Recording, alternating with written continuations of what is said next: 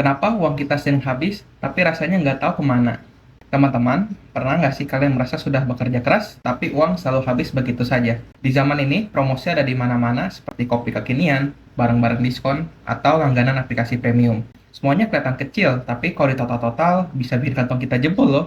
Masalahnya, pengeluaran ini seringkali tidak membawa kita ke tujuan besar hidup seperti membeli rumah atau menyiapkan dana untuk masa depan. Maka dari itu, frugal living hadir sebagai solusi.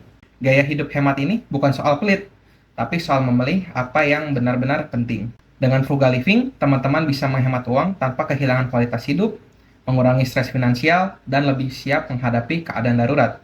Apa saja sih langkah simpel yang bisa kita lakuin buat mulai frugal living? Yang pertama adalah masak makanan sendiri daripada sering nongkrong di kafe atau beli makanan di luar. Lalu juga bisa terus menggunakan barang yang layak pakai seperti sepatu atau baju sampai sekiranya perlu beli yang baru. Lalu yang ketiga adalah jangan kalap belanja kalau lihat diskon.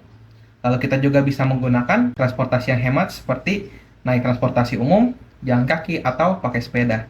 Lalu yang terakhir adalah mencatat semua pengeluaran kita biar tahu uang kita habis kemana saja. Coba teman-teman bayangin, jika setiap bulan kita menyisihkan uang dari hal-hal yang gak terlalu penting, berapa banyak sih yang kita bisa kita tabung dalam 1 tahun?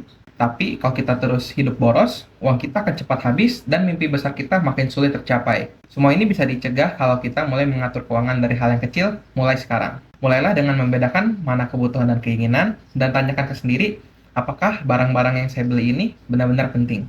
Mari kita pilih hidup yang lebih bijak. Frugal living bukan tentang membatasi hidup, tetapi membuat pengeluaran kita lebih bermakna. Bagikan pesan ini ke teman-teman kamu, dan ajak mereka untuk hidup lebih hemat.